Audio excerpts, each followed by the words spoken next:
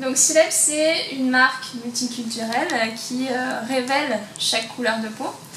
C'est une gamme de 7 cosmétiques qui est destinée uniquement pour le visage.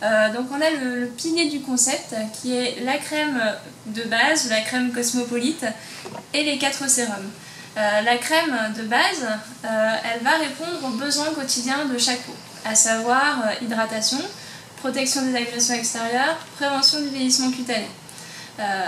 Les peaux par exemple très sensibles vont aimer cette crème parce qu'elles ont besoin vraiment du strict minimum au niveau des actifs pour ne pas trop déséquilibrer la peau et la sensibiliser.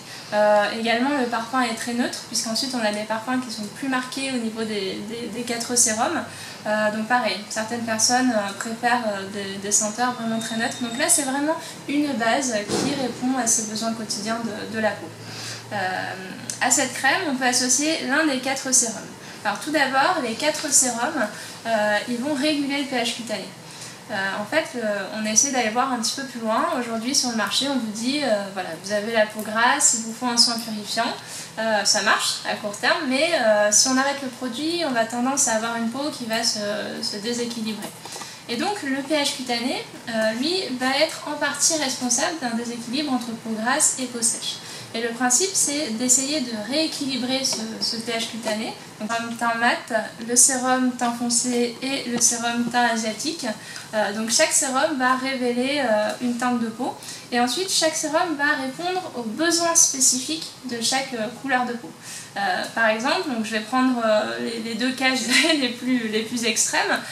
Une peau claire, nous quand on a par exemple un bouton, on va avoir tendance à marquer sous forme de rougeur ou de cicatrice si on le gratte ou si le bouton guérit mal. Au contraire, sur les peaux foncées, à 99,99% des cas, on va trouver des problèmes d'hyperpigmentation, donc de taches cutanées à la suite d'un bouton, par exemple. Donc c'est un exemple parmi d'autres, mais chaque sérum va vraiment répondre aux besoins spécifiques de chaque peau. Le principe final, c'est vraiment d'unifier toutes les teintes de peau pour embellir en fait chaque couleur de peau. On a également 2 produits complémentaires, le gel démaquillant et le masque gommant pour compléter la beauté routine quotidienne. Ces 2 produits ont une texture innovante, notamment pour répondre à un besoin qui est apparu ces derniers temps, c'est la sensibilité de la peau. Aujourd'hui, on se rend compte qu'il y a une recrudescence de peaux sensibles sur le marché, notamment liée aux facteurs extérieurs, donc soleil, pollution, vent, froid, etc. Et donc on a essayé d'utiliser vraiment des textures très douces pour pouvoir nettoyer sa peau en profondeur tout en évitant sa sensibilisation. Alors pourquoi les numéros? Tout d'abord on voulait un design épuré. Ensuite il y a plusieurs raisons. La première c'est qu'on voulait raconter une histoire autour de Sileps. C'est le numéro de la maison de création de Sileps.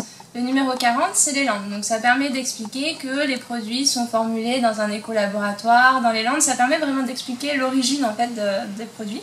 Ensuite, le numéro 63, c'est l'Auvergne, donc c'est mon lieu d'origine, donc mon lieu d'inspiration aussi. Numéro 75, c'est Paris, donc là ça permet vraiment d'expliquer que c'est une marque parisienne, le siège social est à Paris. Paris a aussi une image de prestige, hein, que ce soit en France ou à l'international, donc c'est important de garder cette image. Ensuite le numéro 14 c'est en fait la réduction de 2014 qui est l'année de lancement. 37 qui est en fait le numéro de l'équilibre. Donc comme c'est un masque rééquilibrant, ça permet effectivement de relier le numéro à la technique du produit. Et le numéro 16 c'est pour expliquer que quand on crée un cosmétique, on utilise beaucoup d'échantillons jusqu'à ce qu'on trouve la bonne formule, les bons parfums, etc.